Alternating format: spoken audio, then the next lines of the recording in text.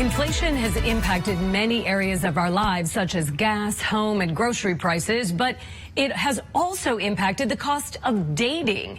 Infla-Dating is a new trend where couples go on less expensive dates due to the rise in prices and everyday expenses. From walks in the park to cheaper dinner ideas, the cost of dating is now having to take a creative turn. But luckily, we have Ted Jenkins here with us today to talk about Infla-Dating and what this means for the dating scene right now. And Ted, tell us, what is Infla-Dating, and are people actually overextending themselves financially on the dating scene? Yeah, well, good to see you, Holly. Look, in this term, infla-dating, which you're going to hear more of, it's really just a way to describe going on lower cost dates, as you talked about, while we still have rising and spiking prices in food and drink and just going out overall. We saw last week that inflation was still north of 7%, but a lot of people that are in the dating scene realize that dining out and entertainment is still at double-digit growth.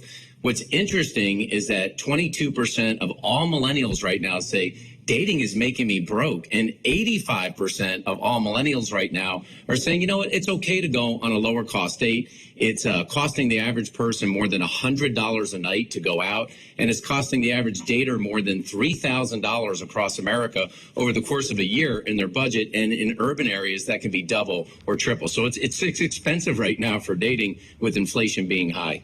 Wow. Okay, so what are some of the most popular types of dating ideas within this new trend? What can people do to sort of save money? I mean, it's so interesting because in this study, 1 out of 2 millennials and Gen Zs, basically, they actually suggest going on a lower cost date. And some of them have actually resorted to doing their first date on something like this, a Zoom or a video call over a cup of coffee. But permitting weather, you're seeing people taking hikes or walks in the park.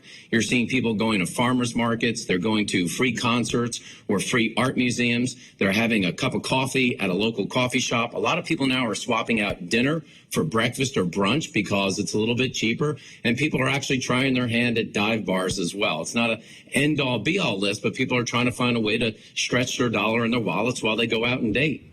So do you think this trend, though, is here to stay, too? Even if the economy gets better, people are looking for less expensive ways to get together? Or do you think the trend of splitting the bill should be the next trend? What's coming down the line?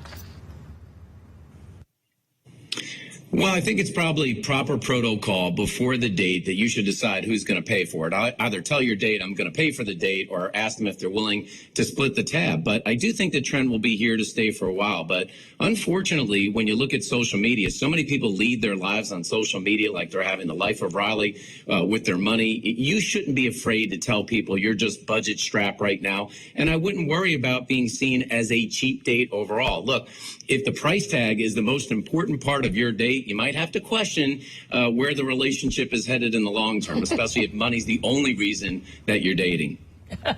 You know, it's so true words. Ted Jenkins, thank you so much. We're glad to have you here, and great advice.